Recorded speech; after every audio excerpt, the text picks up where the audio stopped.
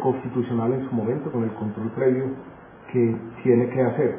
Antes de entrar en materia, quiero presentar algunos temitas de contexto, haciendo un énfasis que también voy a hacer a lo largo de la presentación sobre un tema que es, dijéramos, la primera parte del llamado al taller, es el tema de equidad en salud, porque todo esto está asociado con cuestiones de equidad.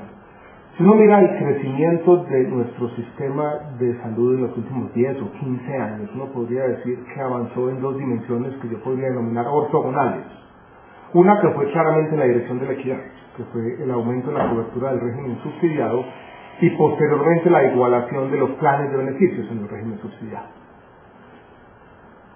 Ahí nos estamos moviendo en la dirección de arriba, en un sentido donde claramente estamos aumentando la equidad, midámosla como la queramos medir, no queda ninguna duda.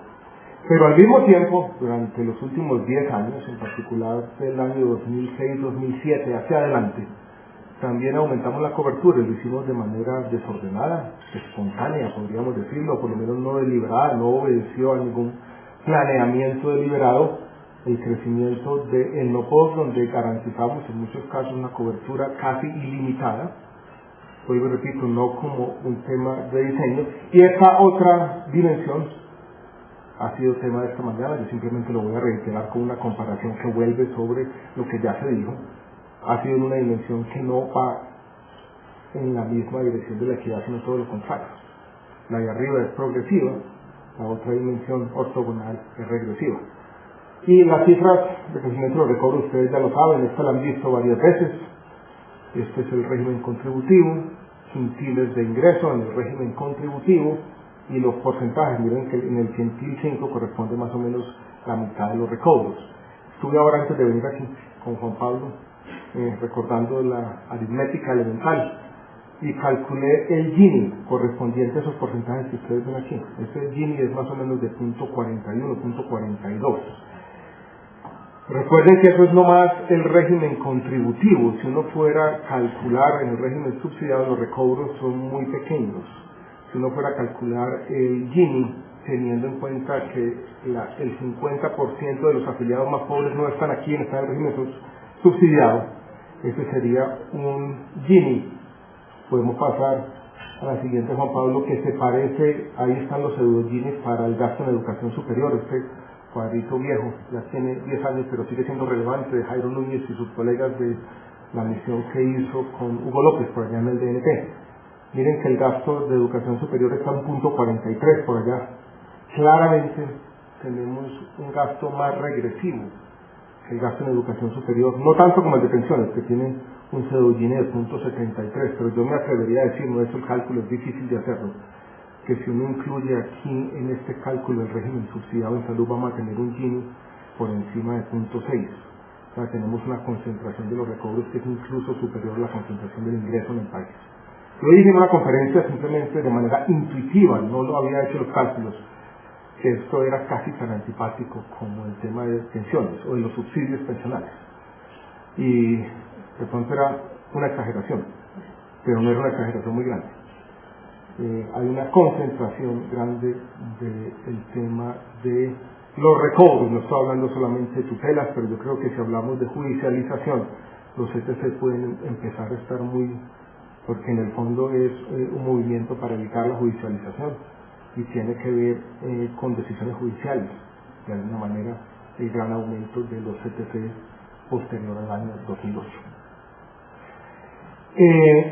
Pero no me quisiera quedar solamente en los aspectos de equidad. Yo creo que el aumento de los recobros tuvo otras consecuencias que ustedes conocen bien. No las voy a explicar con cuidado, pero yo creo que sí valdría la pena denunciarlas rápidamente. Confundió los incentivos del sistema. Y yo creo que le cambió los incentivos a muchas ETS para mal. Y muchas, no todas, no voy a decir muchas, pero sí voy a decir algunas, empezaron a hacer un juego que no fue del todo santo, y es de alguna manera empezar a recobrar algunos elementos que estaban en la zona gris, algunos claramente pertenecían al POS. Y si uno mira entre ellas las diferencias, va a encontrar que unas lo hicieron de manera bastante asidua y otras no, y eso ya de por sí muestra que hubo un comportamiento estratégico por lo menos de algunas de ellas, o por lo menos eso puede verse allí. Cuando no comenzaron a pagarse los recobros, eso trajo problemas financieros que todavía estamos viviendo. Desbordó, yo diría, Ramiro, también la capacidad del ministerio. Y yo diría que del año 2009-2010 hacia adelante, incluyendo el año 2011, el Ministerio de Salud y previamente el Ministerio de Protección Social se dedicó el 80% de su tiempo a lidiar con ese problema. Muchos de los otros problemas quedaron olvidados. Y yo creo que eso también hay que tenerlo en cuenta, hay que tenerlo en cuenta como un efecto negativo de esta explosión de los recobros. Entonces confunde los incentivos, confunde el tiempo, crea problemas financieros bastante grandes, y a eso se suman las consecuencias que van en contra de la equidad. Tampoco quisiera yo caer en la caricatura de decir que ese es el único problema del sistema, hay otros. Pero también yo creo que nos confundió el diagnóstico del sistema y empezaron casi que a hacer carreras dos hipótesis, muchas veces concebidas como hipótesis alternativas o sustitutas. Unos decían el problema del sistema de salud es el no post, otros decían el problema son las EPS,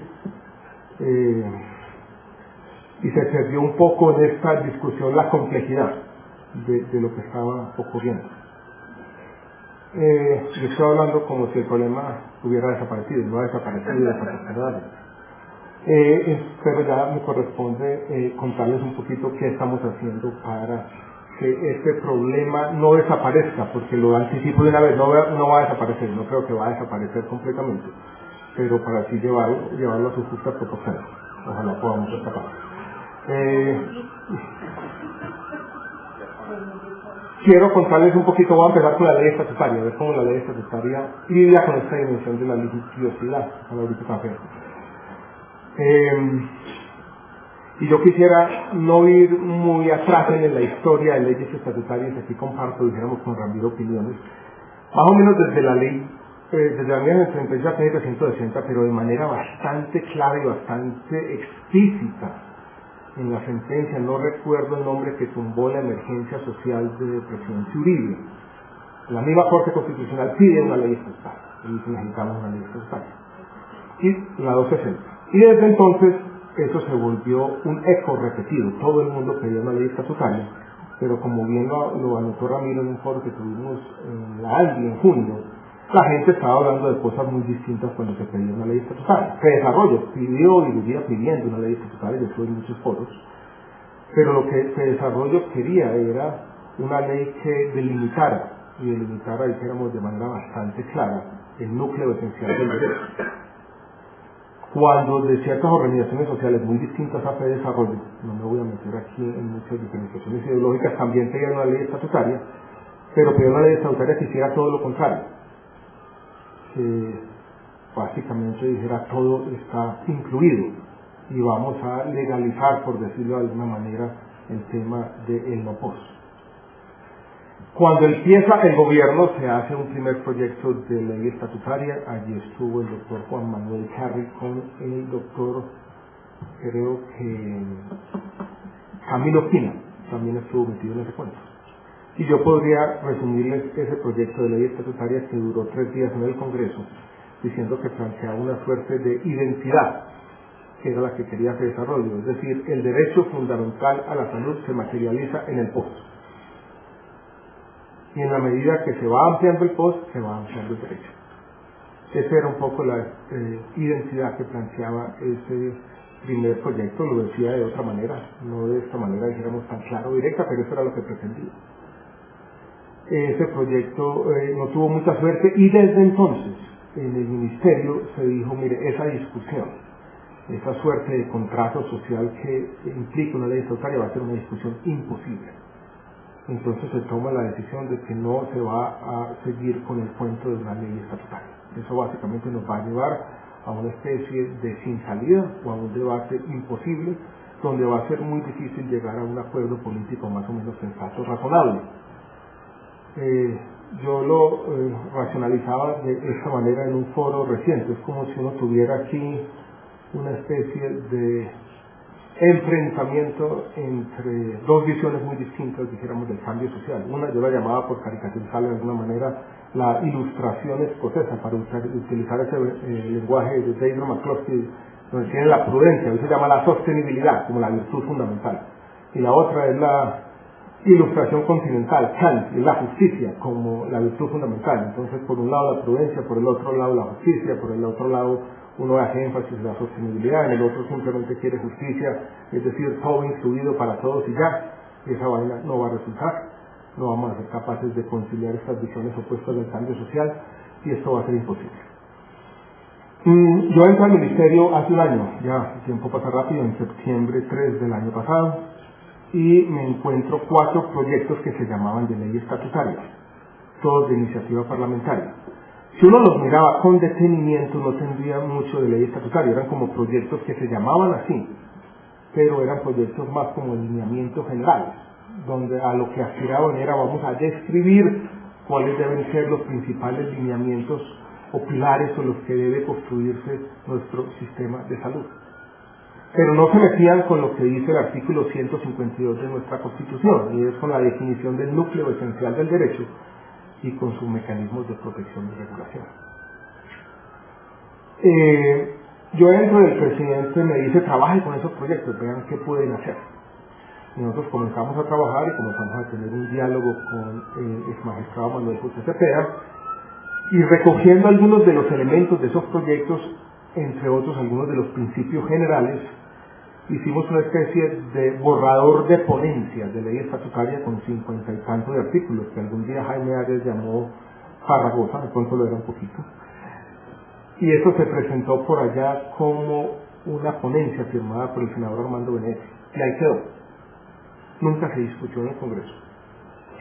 Después, cuando este debate fue cambiando, nosotros presentamos la ley ordinaria en marzo, se presentó paralelamente una iniciativa de la comunidad médica, de la Gran Junta Médica, así se llaman los gremios de la medicina, que planteaban 14 puntos y los llamaban ley estatutaria, pero tampoco era muy ley estatutaria. Alguna vez hicimos un análisis con el magistrado Humberto Sierra y él dijo de manera casi perentoria, esto tiene un artículo estatutario, y esa era la ley estatutaria.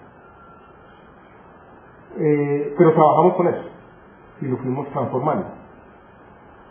Y uno de los énfasis que pusimos desde el principio fue tratar de hacer una delimitación del núcleo esencial del derecho, apuntándole de pronto a disminuir el tema del lopos, porque nosotros no consideramos tampoco que era el único problema del sistema, pero sí creíamos que era inequitativo, que creaba incentivos que no son razonables para el desarrollo ulterior de nuestro sistema de salud, que nos estaba consumiendo demasiado tiempo y que podría poner en riesgo la sostenibilidad del sistema de salud. Entonces, ¿qué fue lo que hicimos? Ya estaba mucha carreta. Plantear una especie de rectángulos anidados para explicar un poco lo que ha hecho. Una primera discusión que tuvimos, no la voy a dar aquí, no tiene que ver mucho, pero es interesante porque se dio allá y muchos decían, mire, el núcleo esencial del derecho a la salud debe incluir incluso los determinantes sociales, el acueducto y alcantarillado, el agua potable, la vivienda, cosas como esas. Y varios de los grupos de interés que estaban en esta discusión argumentaban eso con vehemencia. La Organización Mundial de la Salud ha dicho que no deben hacer parte del derecho fundamental de la salud. Independientemente de lo que dice la Organización Mundial de la Salud, ustedes imaginan lo que podría hacer la administración de cualquier presupuesto cuando un juez puede decir, mire, esta vivienda tiene un piso de tierra, está enfermando a los niños, cualquier cosa, póngale un piso de baldosa como cumplimiento del derecho fundamental. Eso haría inmanejable el Estado, creo yo. Dimos esa discusión, yo creo que en el Congreso todo el mundo entendió. Entonces los determinantes sociales primero salieron del núcleo esencial del derecho y están enunciados como una prioridad de política pública, como tiene que ser. Pero vuelvo y repito, ni el agua potable, ni el acueducto, ni el alcantarillado, ni la vivienda, ni esas cosas en la ley estatutaria hacen parte del núcleo esencial del derecho. Esa es una primera discusión ideológica que se tuvo allí. Después dijimos, vamos a hacer algunas exclusiones explícitas para ir delimitando de manera razonable el núcleo esencial del derecho. Y las exclusiones explícitas que tiene la ley estatutaria son las que hay aquí, son estas 6, no son muchas más que ellas. Y algunas son, yo creo que bastante obvias, lo que no tiene ninguna evidencia sobre seguridad o sobre eficacia y efectividad, lo que tiene que ser prestado en el exterior, necesariamente, no puede ser prestado en el país. Lo que tiene un fin cosmético o suntuario no es fácil de definir, pero lo que tiene ese fin primordial, cosmético o suntuario. lo que no está autorizado en el país, por ejemplo, aquello que no tiene registro sanitario por parte del INVIMA, y todas las tecnologías que están en fase de experimentación. Si ustedes miran esta discusión, hay algo que podría decir no está, un punto que ha señalado entre otros Ramón Abel Castillo, yo creo que Ramiro también, es la costo-efectividad.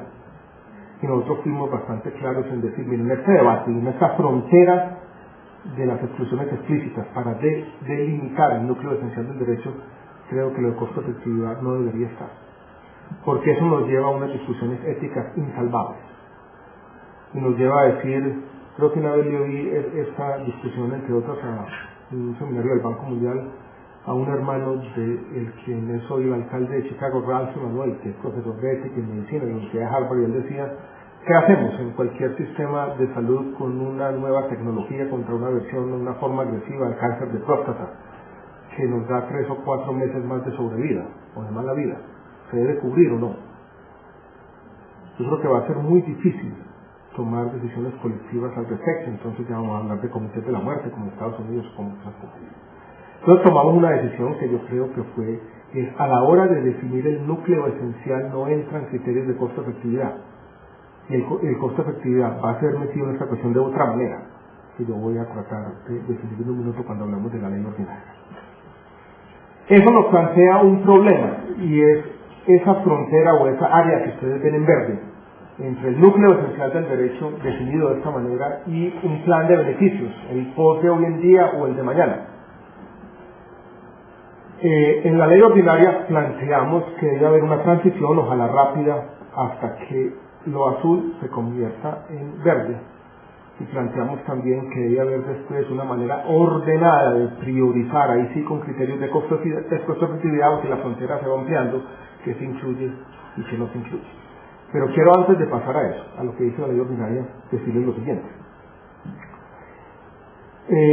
Si lo azul todavía no copa todo lo verde, vamos a tener tutelas, porque un juez va a poder decir esto no está en el plan de beneficios, pero hace parte del núcleo esencial.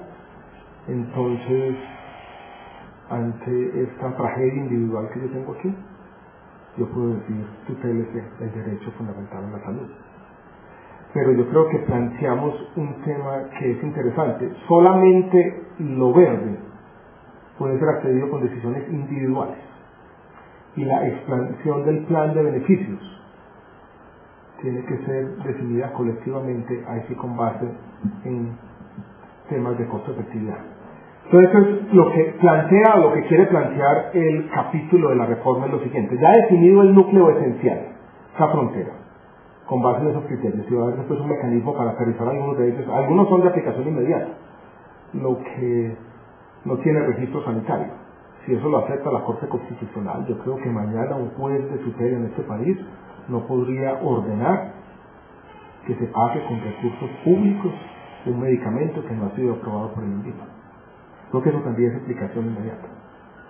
Lo esperamos que así lo tenga. Lo mismo podría decirse sobre, y esto sí tendría que ser un poco más complicado, eficacia y efectividad.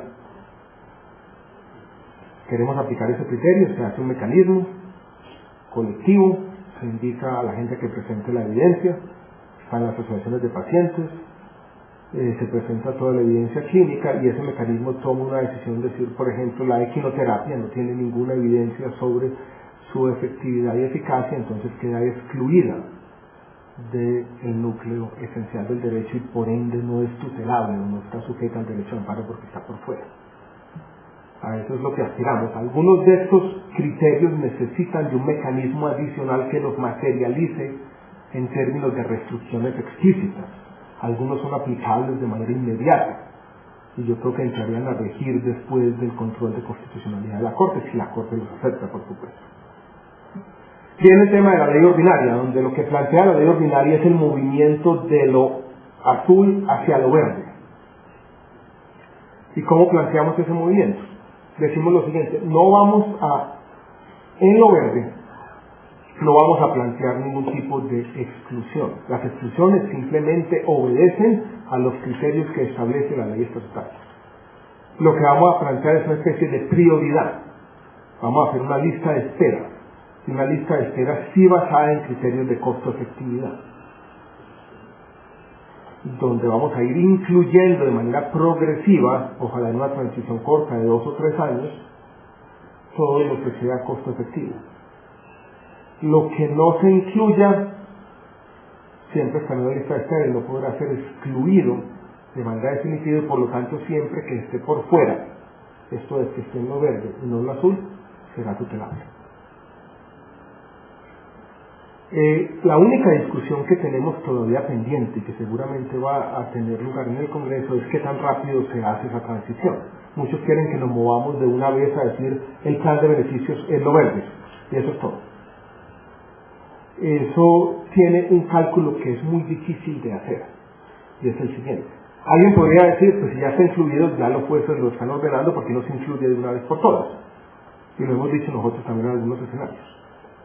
Pero para ver el impacto fiscal que eso tiene, tendríamos que hacer un cálculo muy difícil y es valorar las barreras de acceso que crea el hecho de tener que acudir a una tutela o a un CTC. Y eso no es fácil. El economista Álvaro Riascos hizo un cálculo de eso y dijo que la ampliación de lo azul hacia lo verde podría costar solamente en el régimen contributivo algo así entre 1 y 2 billones de pesos anuales. Si uno lleva esto al subsidiado, eso podría ser otro tanto. Entonces nosotros hemos dicho, antes de tener una conversación con el Ministerio de Hacienda sobre el impacto fiscal de esto, tenemos que plantear, por lo menos en la ley ordinaria, una ampliación progresiva. La otra cosa que hace la ley ordinaria es, en todo caso nos vamos a mover, y Juan Pablo podemos darle un poco más rápido. Esto ya era más o menos lo mismo. Si quieren, movámonos hacia más adelante ya. Como nos vamos a mover hacia un plan más amplio, tenemos que tener mayor rectoría por parte del Estado, del gobierno. Y por ello hemos dicho, y lo dice así el capítulo 3 de la ley ordinaria, vamos a tener control de precios de medicamentos, vamos a tener que mayor competencia, seguramente vamos a tener que seguir estimulando el uso de genéricos y mayor competencia, por ejemplo, como la plantea el decreto de biotecnológicos, que está todavía en discusión. Vamos a tener que tener gestión de la innovación. Lo que hace el proyecto de ley hoy en día es plantear una especie de anuencia previa light, es decir, la Superintendencia de Industria y Comercio, antes de tocar una patente, tiene que pedir un concepto del Ministerio de Salud, que si ese concepto es obligatorio o no, va a haber una discusión compleja. Nosotros queremos que sea obligatorio, pero algunos abogados muy poderosos dicen que eso viola los compromisos internacionales del país en términos de propiedad intelectual. Es algo que tenemos que ver. El doctor Uprimi yo creo que ha sido bastante elocuente en el sentido que también tenemos unos compromisos igualmente importantes en términos de derechos fundamentales de la salud. Entonces tenemos, dijéramos, 2 tipos de compromisos al respecto. ¿Cuál prima? Es una discusión que tendremos que dar. Y si el Congreso pues decide que prima el derecho fundamental a la salud, no veo por qué no puede ser así. Y tenemos también una nueva institucionalidad, en particular el Instituto de Evaluación de Tecnologías, que tenemos que consolidar en este nuevo escenario de un plan un poco más amplio. Esto es de la frontera o del cuadrado azul rellenando el vértice. Si ustedes lo miran, entonces lo que la estrategia busca es delimitar el núcleo y ampliar el plan. De esa manera, creemos nosotros, puede, de forma sensata, de forma razonable, no eliminarse, pero sin delimitarse el tema del no-POS y los problemas asociados al no-POS, que ya los describí al comienzo de la presentación. Hay otros tipos de problemas que tienen que ver con judicialización y con tutela que también la reforma quiere afrontar. Y alguien podrá decir, bueno, usted se quedó en el tema del no-POS, pero el 60% de las tutelas son por temas POS.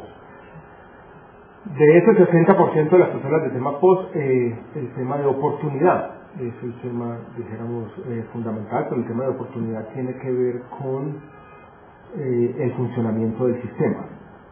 Ahora, ahí hay un tema que a mí me preocupa, con el tema de oportunidad de acceso a especialistas, que tiene también que ver un poco con las expectativas sociales.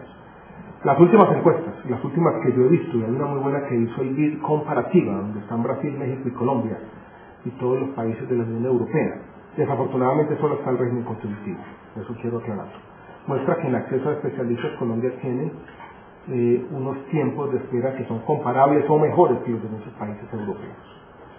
Si uno tiene tutelas sistemáticas para saltarse esas listas de espera, sobre todo en procedimientos que no son urgencias vitales, este sistema de salud va a ser absolutamente inmanejable. Tenemos, eso sí, que aumentar o mejorar la calidad y la oportunidad de los servicios de salud. Ese es el objetivo preponderante de la reforma. La reforma lo busca de muchas maneras, tanto mejorando, cambiando los incentivos a lo que llamamos los gestores de servicios de salud, para disminuir los incentivos a la selección de riesgos, medirlos por resultados, compartir varios de esos costos de los pacientes de alto costo, socializarlos de mejor manera, porque yo creo que algo tienen que ser asumidos directamente por el Estado. Aumentar en el país la oferta de especialistas, está el tema de talento humano. O sea, no voy a describir la reforma, pero básicamente sí quiero decir que apunta hacia eso, a mejorar la oportunidad y calidad de los servicios y por ende, de manera directa e indirecta, tendría que disminuir las tutelas asociadas a calidad, sobre todo las tutelas asociadas de oportunidad. Pero ahí tenemos que hacer, dijéramos, una doble tarea, porque incluso hay un análisis reciente del Banco Interamericano de Desarrollo que compara nuestro sistema de salud con otros sistemas en América Latina y pone el dedo en la llaga en un tema que es tal vez los temas de salud pública y atención primaria, donde sí estamos rezagados, pero en el tema de oportunidad de acceso a especialistas, a pesar de la carencia de especialistas del país que tiene que aumentar, Colombia no tiene unos índices relativos que sean preocupantes. Hay otro tema al que quiero referirme y que fue mencionado ahora, y es un tema que tiene que ver con las contribuciones y el derecho a la salud, donde yo sí veo, dijéramos, un problema y una dificultad. Surgió muchas veces en las audiencias públicas, y es que pasa con la persona desempleada, de estrato 4 o de estrato 5, que no está en el sistema, no es un pobre estructural, deja de cotizar, entonces queda por fuera del sistema. Estamos diciendo que la salud es un derecho fundamental, cómo conciliar, cómo compatibilizar las dos cosas. No es fácil. La forma más fácil de hacerlo sería movernos a un sistema financiado plenamente con impuestos generales.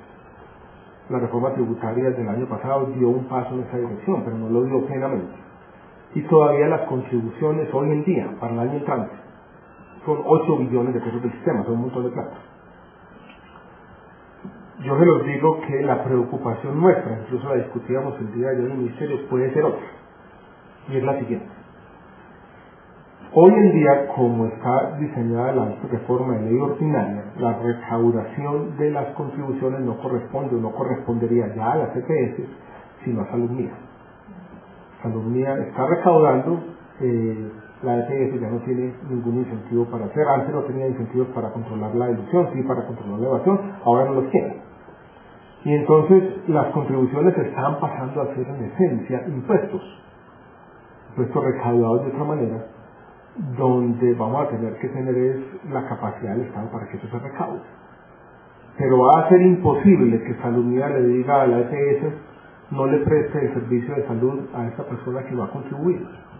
Entonces estamos solucionando ese problema, pero lo estamos solucionando a tal grado que podemos desincentivar las contribuciones y podemos desfinanciar el sistema.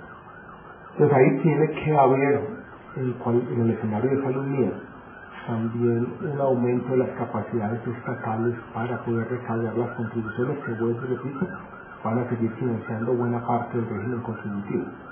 Y ahí lo que estamos pensando, entre otras, es fortalecer la UGPP, que es la entidad estatal que quiere lidiar con este problema. Entonces, ahí yo diría que lo que nos preocupa no es el problema del acceso o del derecho fundamental de las personas que estaban contribuyendo y dejan de contribuir por algún evento, el desempleo puede ser uno de ellos, sino que acabemos con los incentivos a contribuir cuando no tenemos una fuente alternativa para sustituir esos ingresos en el sistema. Entonces ahí tenemos un problema, dijéramos, de diseño no resuelto, o no resuelto plenamente, que es una de las consecuencias que tenemos que lidiar, dijéramos, con una reforma que en ese sentido es más, yo diría, mucho más garantista. No, esas eran mis reflexiones generales, yo voy a dejar aquí. Quiero que tengan los rectangulitos, que se los graben en mente. Esa es la pedagogía que tenemos que hacer sobre lo que quiere hacer la ley estatutaria, delimitar el núcleo esencial, y la labor de la ley ordinaria es ampliar los beneficios hasta que queden iguales al núcleo esencial, aumentando la rectoría por parte del Estado. El tiempo de esa transición de uno a otro, yo creo que es un tema que tenemos que hablar y tiene que consultar, entre otras cosas,